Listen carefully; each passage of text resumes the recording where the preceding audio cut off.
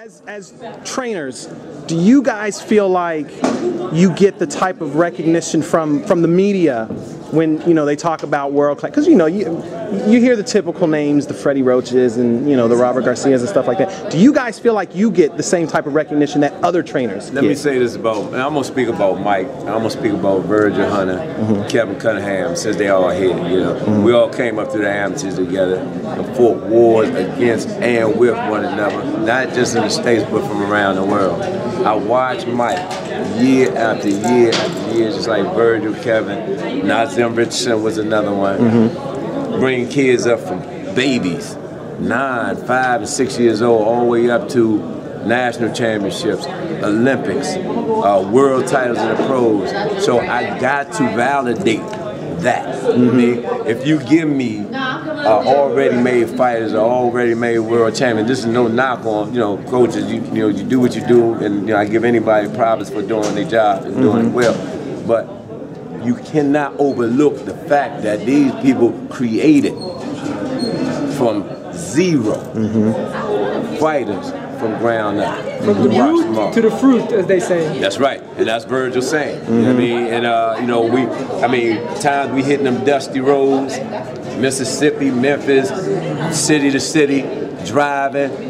14 kids in a 7-passenger van, kids sleeping on. Gary Russell was one of the ones we used to put underneath the seat on the floor in the van. And it's true. I've heard the stories. I've heard the stories. And so it was a grind. You know what I mean? And so when you see these dudes on TV, do I think they get all the credit they deserve? Hell no. I think they deserve so much more. Not just because of boxing, not just because they were humanitarian. They took on a task that they didn't have to take on, raising somebody else's kid.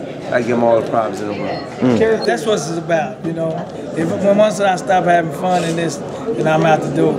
Because, like Barry said, if we thought we was gonna be rich when we was in an amateur, I would have been. I done went through several bank accounts, you know what I'm saying? That's true. We went bankrupt and some more.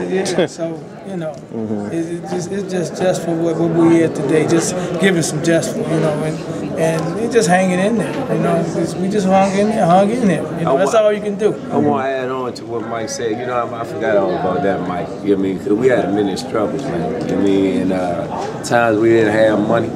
Take the kids to the tournaments, and then when you find the money, take it to the tournament. Now you find out you ain't got money to pay your bills, your mortgage, and all kinds of shit, And nobody knew.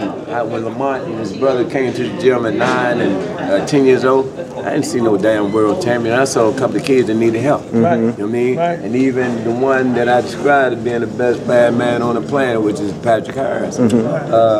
He was 19 when I got him. He's 42 now. I never saw nothing other than helping somebody out. And just so happened, God said, okay, you did enough. All right, this is what I'm going to reward you with. And who later fight on HBO, Showtime, ESPN, all the major networks.